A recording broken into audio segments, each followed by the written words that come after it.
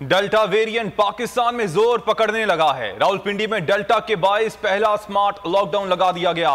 Variant से मुतासरा मरीजों के घर के बाहर पुलिस तैनात की जाएगी। लॉकडाउन 22 जुलाई तक नाफिजुल अमल रहेगा।